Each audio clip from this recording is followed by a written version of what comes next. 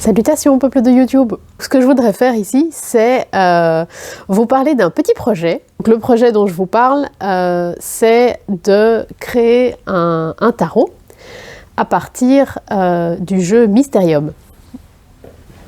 Donc, Mysterium, c'est un jeu auquel j'ai pas mal joué avec un peu avec mon frère, mais aussi beaucoup avec ma belle-sœur et mon mari et leur maman. C'est un jeu génial. Je m'y connais pas du tout en jeu et je vais pas du tout vous expliquer le jeu, mais voilà, il y a plein de gens qui feront ça 1000 fois mieux que moi, mais en tout cas le jeu lui-même est fantastique.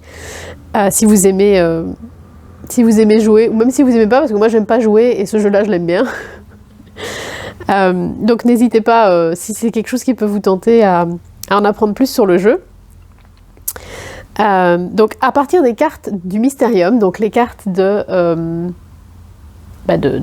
prédiction en fait, c'est un peu compliqué, je vais pas vous expliquer le jeu, mais voilà, il y a cette notion de lire une carte pour décoder un message dans le jeu. Donc je vais utiliser les cartes de prédiction pour créer entre guillemets mon tarot, même si mon tarot ce serait si je dessinais moi-même les cartes. Ici c'est peut-être que je ferai ça un jour, hein, j'en sais rien, mais après je suis pas illustratrice. L'idée c'est de créer ma vision de chaque arcane grâce aux cartes du Mysterium. Je me suis pas contentée que du Mysterium de base, même si ça aurait été suffisant parce qu'il y a énormément de cartes, mais évidemment quand je fais quelque chose je dois toujours le faire x10, x20, x1000. Donc j'ai aussi acheté l'add-on, donc je sais pas comment on dit en français, le supplément, le complément Secret and Lies et Hidden Signs, donc signe caché, j'imagine. Le Secret and Lies, je l'ai acheté en vrai dans un magasin chez Filigrane, donc c'est une grande librairie à Bruxelles, et les deux autres je les ai achetés sur Vinted. J'ai quand même un peu des remords parce que je vais pas dire bousiller un jeu parce qu'on pourra toujours utiliser les cartes, mais je vais quand même sortir les cartes de leur contexte, de leur maison quelque part, et je compte écrire le nom de l'arcane dessus, donc je vais quand même modifier le jeu. Mais voilà, ce projet me tente beaucoup. Donc voilà, je vais essayer d'aller au bout. C'est un gros boulot parce que j'ai mis toutes les cartes prédiction ensemble. Et regardez le paquet que ça fait. Il y a beaucoup plus que 78 cartes. Donc je vais voir ce que je peux faire de ça. Et je suis fort tentée aussi par les cartes personnages. Peut-être pour les cartes de cours, je ne sais pas, ce serait vachement cool. Je vais bouger la caméra pour vous montrer, ce sera plus efficace, vous n'avez pas besoin de voir ma tête. Donc ici j'ai toutes les cartes prédiction, je vais vous montrer un peu à quoi ça ressemble. Là j'ai fait les cartes personnages, les cartes histoire ou scénario, je ne sais pas trop comment on peut dire, et les cartes de lieu. Ça vous vous en fichez. Donc les cartes histoire, c'est dans la donne. Donc ce que j'aime vraiment bien l'idée des cartes personnages pour les cartes de cours, ça peut être super sympa. Le problème, c'est que c'est pas le même dos. Donc toutes les cartes de prédiction ont ce dos vert bleuté. Même celle des add-ons, enfin tout est assorti, c'est vraiment un seul grand paquet uniforme, mais les cartes de personnages, de lieu et de scénario n'ont pas le même dos. Donc ça évidemment, pour faire un jeu uniforme, enfin vraiment un jeu, c'est vrai que c'est un peu dommage. Je ne sais pas encore si je vais le faire ou pas. Je vais un peu vous montrer les cartes de prédiction. Donc ça paraît des dessins assez simples et en général il y a beaucoup de choses à voir sur chaque carte, et c'est toujours y a toujours des choses un peu incongrues. Il y a un peu une notion de rêve qui est tout à fait logique, hein, puisque par rapport au jeu, c'est dans le jeu, donc, je vais quand même vous expliquer quand même, si vous ne connaissez pas, vous n'allez pas comprendre. Donc dans le jeu, le scénario, c'est qu'il y a une personne qui a été assassinée, donc qui est un fantôme, c'est le maître du jeu, et qui doit faire deviner à des médiums qui est son agresseur, enfin qui est son assassin, et où il a été tué, et avec quelle arme, et dans les add-ons, il y a aussi la notion de qu'est-ce qui se passait, quelle est l'histoire, quel est pas le mobile, mais le contexte. Je vais passer un certain nombre de cartes pour ne pas rester dans... Parce que sinon vous avez que les add-ons ou que le jeu de base. Bref, je mélange un peu. Et donc le fantôme doit distribuer des cartes de... Comment on peut dire ça, comme de prédiction, pour faire deviner des choses au médium. Donc on est vraiment dans un contexte qui colle complètement à la cartomancie, selon la manière dont on voit la cartomancie évidemment, mais voilà, je trouvais le concept super intéressant. Je sais que c'est assez courant, ça je l'avais vu sur la chaîne de Célia Melisville. C'est assez courant d'utiliser les cartes de Dixit pour des séances type tarot psychologique. J'ai le Dixit aussi, et c'est vrai que ça reste une possibilité aussi de faire peut-être un autre tarot. Mais il y a quelque chose que j'aime dans les cartes de Mysterium, peut-être parce que j'ai connu le Mysterium avant le Dixit, mais il y a quelque chose de plus sombre et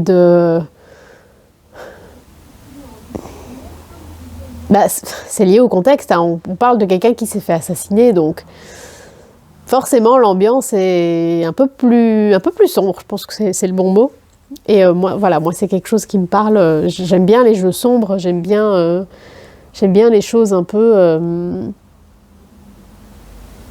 entre deux, des choses qui vont pas plaire à tout le monde. Donc voilà, le premier travail de toute façon, ça va être d'organiser un peu mon jeu et de décider qu'est-ce qui est quoi.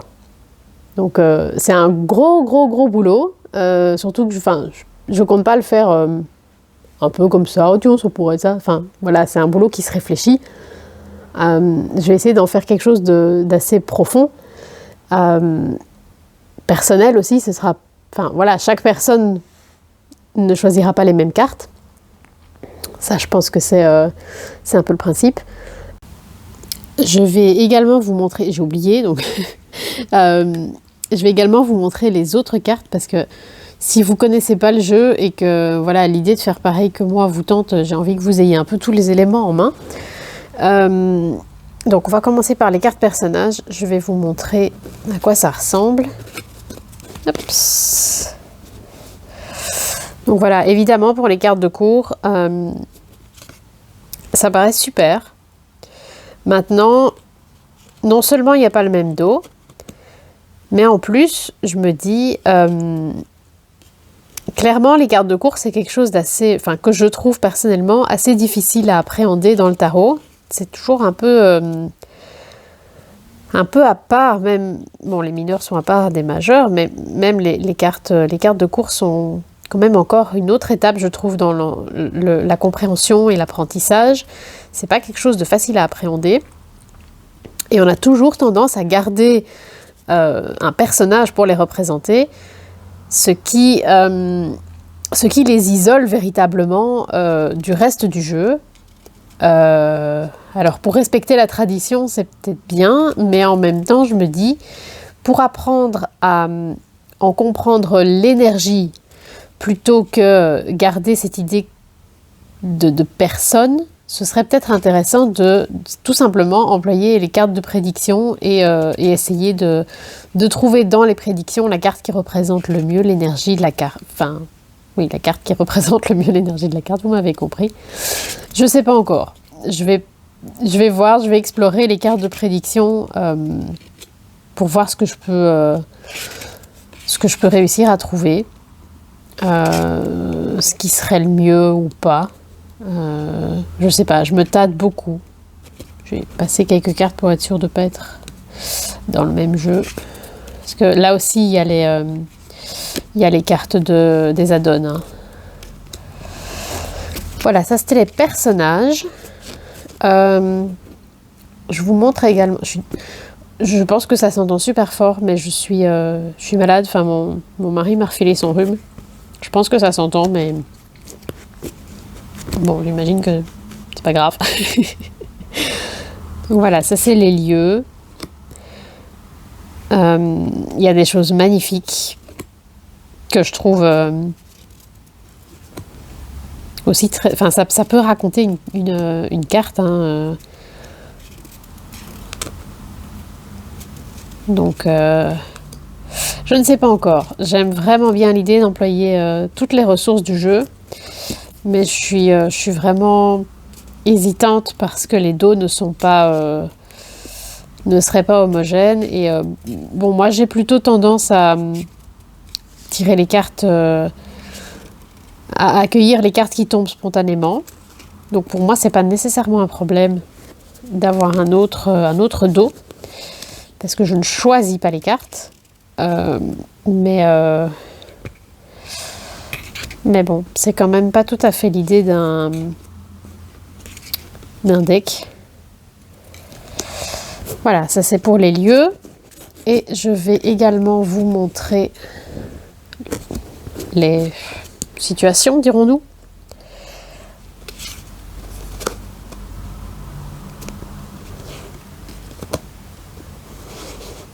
C'est intense, hein. Vous regardez cette carte, c'est parlant, c'est puissant.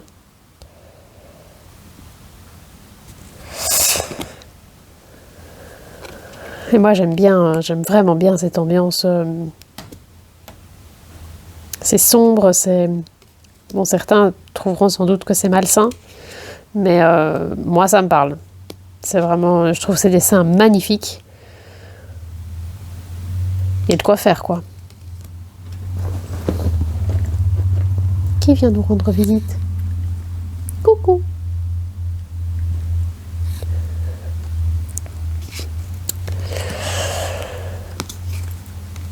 Voilà, je sais pas encore ce que je vais faire. Je pense que de toute façon, la première étape, c'est de regarder dans les cartes. Dans les cartes de... Je ne trouve plus le mot, mais vous m'avez compris. Donc les cartes de... Je trouve plus le mot. Les messages.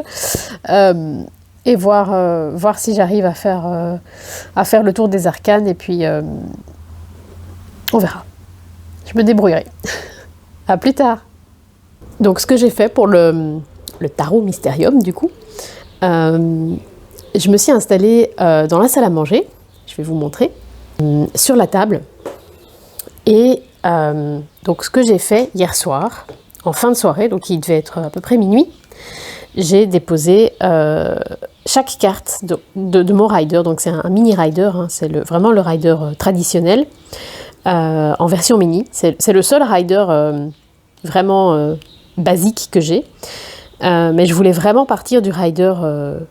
le rider tout simple, sans une autre interprétation d'un autre auteur ou quoi, vraiment juste le rider, pour pas être influencé. Donc j'ai mis chaque carte sur la table, et j'ai passé 3 heures, c'est-à-dire que j'ai eu fini à 3h30 du matin. J'ai passé 3 heures à parcourir toutes les cartes donc toutes les cartes prédiction du Mysterium, et à les disposer pour chaque carte du rider. Donc ça s'est fait de manière assez naturelle en fait. Jusqu'à la fin, j'avais 2-3 cartes qui n'avaient toujours pas de de propositions de cartes, mais à la fin, sans que je me force à illustrer des cartes qui n'avaient pas encore d'illustration, sans que je me force, tout s'est mis. Donc voilà, là vous voyez 3 heures de travail en pleine nuit. C'était absolument passionnant. Et surtout, attends, je vous avais dit plusieurs fois, je vous ai dit que j'avais pas beaucoup fait ce qu'on appelle le shadow work ou du travail intérieur. Et bon, récemment, j'ai commencé à le faire un peu plus suite à certaines vidéos de Claire de la Lune, enfin Claire Duval de la chaîne Claire de la Lune. J'ai un peu mieux compris ce que c'était. Je me suis rendu compte que quelque part je le faisais déjà, mais j'ai poussé le concept un peu plus loin et j'ai adoré, j'ai trouvé ça passionnant. Et je me suis rendu compte qu'en fait, en faisant ce travail avec les cartes de Mysterium, c'était vraiment une sorte de shadow work. En tout cas d'introspection, non pas qu'est-ce que ces cartes pourraient signifier pour tout le monde. Donc c'est-à-dire que j'ai pas du tout fait un tarot pour le vendre, clairement. C'est pas moi l'illustratrice, donc c'est sûr que je pourrais pas le vendre. Mais j'ai pas fait un tarot en essayant que ça parle aux gens. J'ai fait un tarot en essayant que ça me parle à moi. Donc c'était passionnant et assez touchant aussi. Il y a des cartes qui m'ont clairement fait ressentir beaucoup de choses. Il y en a qui m'ont mis bien les larmes aux yeux aussi. Donc c'était vraiment un travail passionnant. Enfin, vous vous doutez que si ça m'a tenu éveillée toute la nuit, non, mais ça m'a bien tenu éveillée, donc c'est parce que j'avais vraiment envie de le faire. C'est venu tout seul, hein. Je me suis dit, oh, je vais commencer, et puis après, je vais aller dormir, je continue demain à l'aise. Non, j'ai tout fait en un coup. Voilà, donc je vous remonte. Donc ce qui se passe, c'est que par exemple, il y a des cartes où j'ai une seule possibilité, mais il y a des cartes où j'ai plusieurs possibilités. Je pense que ce que je vais faire, c'est vous faire une série de vidéos pas trop longues, parce que en fait, j'ai peur de décourager des gens en faisant genre une vidéo de 3 heures, alors que si je fais, plusieurs vidéos d'une quinzaine de minutes, je pense que ça passera beaucoup mieux. Donc ce que je vais faire, c'est que pour chaque carte, je vais vous montrer les différentes possibilités. Qu'est-ce qui m'a fait penser à la carte, donc pourquoi j'ai choisi cette carte pour illustrer telle lame, et aussi vous donner mon choix personnel. Donc finalement, je vais choisir cette carte-là plutôt que celle-là et celle-là. Si jamais, ce qui serait cool en fait, c'est si jamais vous avez envie de faire un travail équivalent, soit avec le Mysterium, soit avec autre chose, hein, peut-être que moi aussi je vais pouvoir inspirer quelqu'un à faire ce travail, on ne sait jamais. Peut-être que, j'en sais rien, peut-être que ça va vous donner une base, ou justement vous vous direz moi j'aurais pas du tout vu cette carte là pour ça, je l'aurais mis ailleurs, ou enfin voilà, potentiellement ça ouvre le débat, ou peut-être que ça peut vous proposer des visions d'une lame à laquelle vous aviez jamais pensé. Ce serait un honneur. Sans doute que non, hein, mais bon, on sait jamais. Voilà. Je sais pas trop quand je vais faire ça. Je pense que je vais commencer aujourd'hui parce que j'ai très envie de le faire, mais d'abord j'ai des courses à faire, la nourriture pour mon petit chat. Donc voilà, je vais vous reprendre un peu plus tard. Alors juste petite précision pour le tarot Mysterium, finalement j'ai pas du tout utilisé les cartes personnages, j'ai vraiment utilisé que les cartes prédiction, premièrement pour avoir un dos qui est uniforme pour tout le jeu, parce que c'est vraiment trop dommage d'avoir de pouvoir identifier les cartes par leur dos. Voilà, c'était quand même pas trop l'idée. Et deuxièmement, en fait, il y avait vraiment de quoi faire avec les cartes de prédiction. Il y a tout à fait les énergies qui convenaient pour les cartes de cours. Et en fait, c'est une ambiance tellement particulière et tellement onirique avec les cartes prédiction, aller foutre des cartes concrètes des personnages là-dedans, en fait, ça aurait tout gâché. J'y ai plus tellement réfléchi au moment de faire le jeu, mais maintenant que je me pose la question, tiens, est-ce que, vu le travail que j'ai fait, est-ce que j'aurais envie, pour les cartes de cours, d'aller rajouter les cartes personnages? Et je me dis, mais absolument pas, jamais de la vie. Non, ce serait, bon, peut-être pas gâcher le travail, mais si, ça gâcherait tout en fait. Enfin, vous allez comprendre en voyant les propositions des cartes, mais voilà, c'était une idée, mais non, elle a été balayée sans le moindre remords.